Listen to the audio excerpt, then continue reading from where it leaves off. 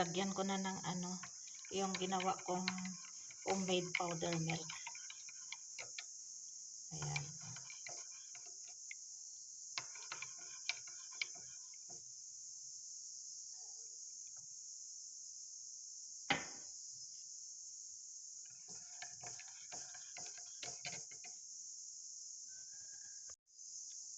Ayan, breakfast tayo.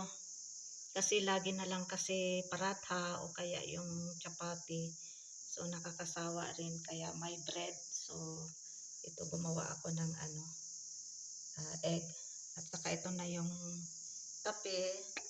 Ayan, ito pa yung kape na dala sa akin ng bayaw ko last year. Ay, sana ba yun?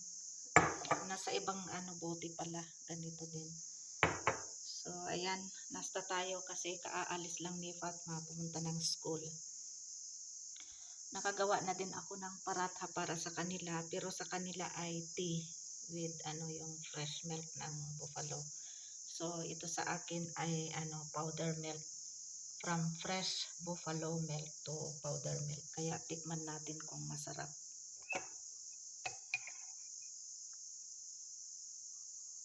Kain tayo ng breakfast. Bismillahirrahmanirrahim.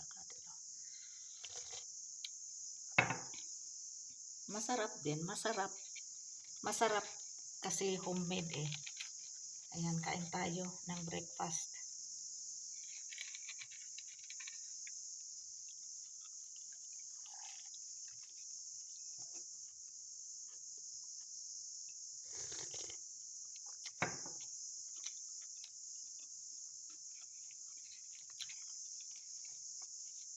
Silang tulog pa.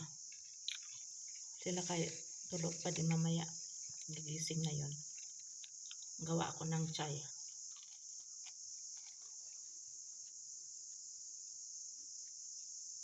Nakagawa na ako ng paratha.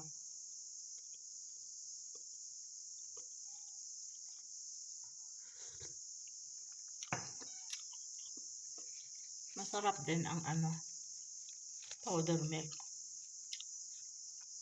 Parang powder milk na din.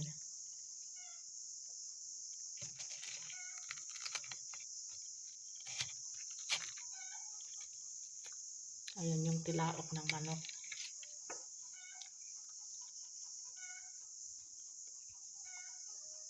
Seven AM na.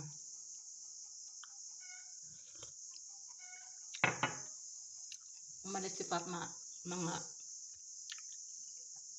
6:45 kasi maghintay pa siya ng sasakyan. Maglakad pa siya dito hanggang sa bahay, mga 5 minutes.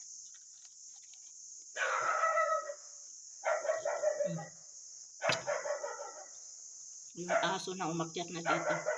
Ayan, ubos yung 3 pieces na bread at saka 1 egg at saka 1 cup na coffee with milk.